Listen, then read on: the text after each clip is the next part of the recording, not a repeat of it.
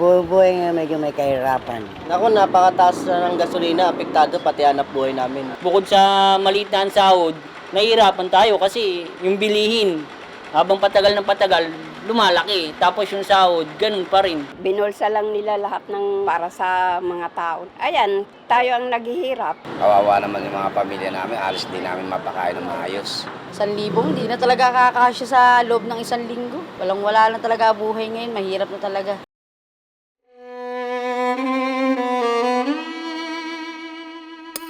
Pinangangambahang humina lalo ang purchasing power o kakayahang bumili ng mga consumer kung patuloy na magmamahal ang presyo ng langis at iba pang pangunahing bilihin dulot ng giyera sa gitnang silangan. Ang unang-unang makakaramdam niyan ay ang mga minimum wage earners. Wala naman sobrang naiipon ang mga minimum wage earners. Kumbaga, sakto lang ang kinikita nila sa araw-araw o kulang pa. Ngayon, nasa mga 2.9 million.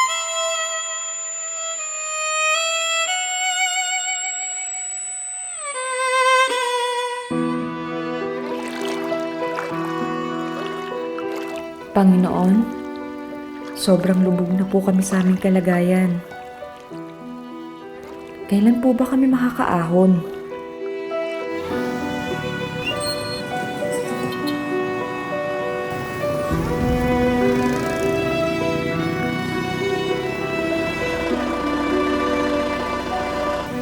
Nakakahapo po lumakbay kapag salasalabat at tulang direksyon ng iyong patutunguhan.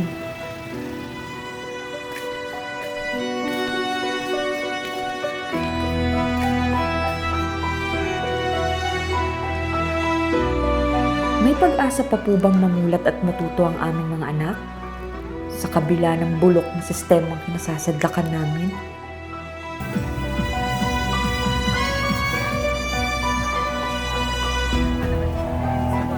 Sa gitna ng aming pagsusumikap, bakit pakiramdam namin ay gipit at nasasakal pa rin kami sa buhay? Madama pa kaya namin ang kaginhawaan at kasaganahan?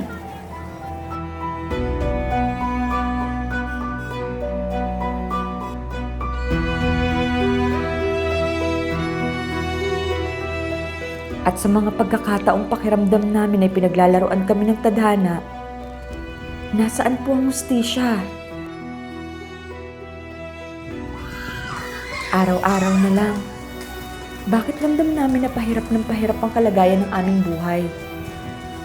May pag-asa pa po kaya kaming makabangon? Paano po kami humantong sa ganito?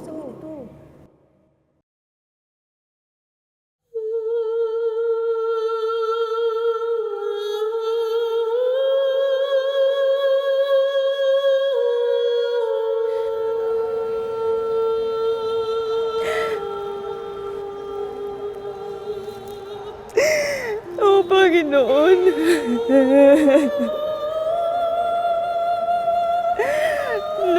Dinggin mo po kami. At iligtas mo po kami. Ang iyong bayang nagsusumamo.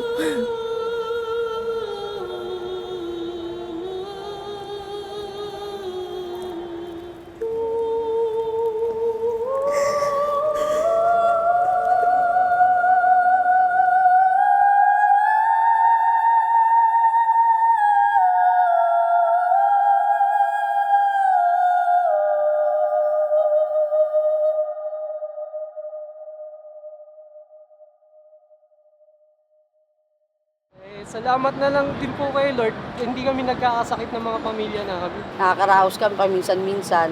Importante naman makakain kami kahit 3 beses isang araw. Kahit mahina ang kinikita, at least nakauwi ng bahay ng maayos. Pinagpapasalamat ko sa Diyos kahit paano kumikita. Tsaka nabubuhay ng walang tinatapakang ibang tao.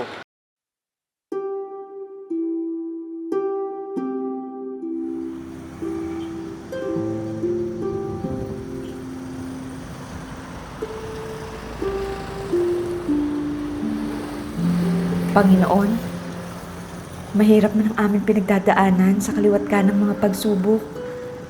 Pero sa aming pagkalugmok, nariyan ka para kami ay iahon.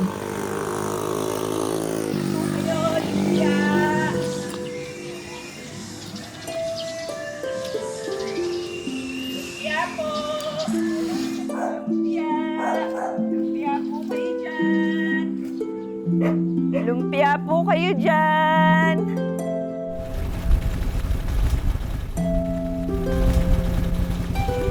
Ninang, tara na, sakay na. Ay, talaga po! Naku, maraming salamat po! Ay!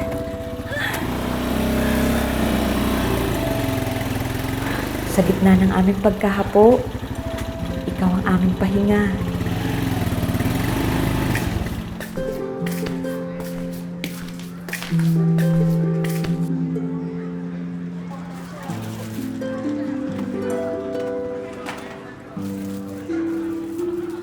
Ikaw ang nagsisilbi naming ilaw at tanglaw sa gitna ng kadiliman.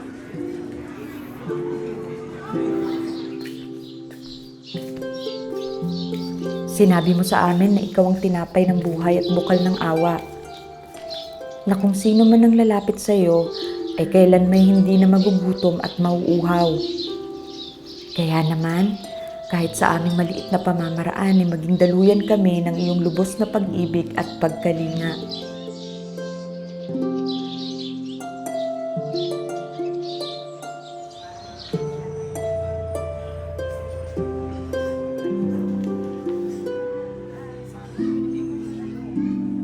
Pinangako mo na ikaw ang dakilang huhukom at magbibigay ng hustisya para sa lahat.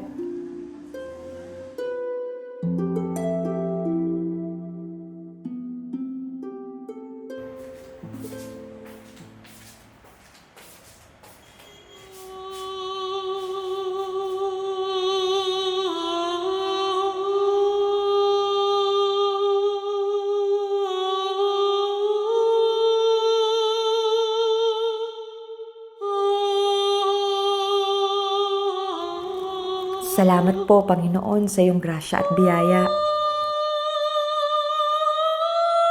Naway patuloy niyo pong patnubayan at iligtas ang iyong bayan.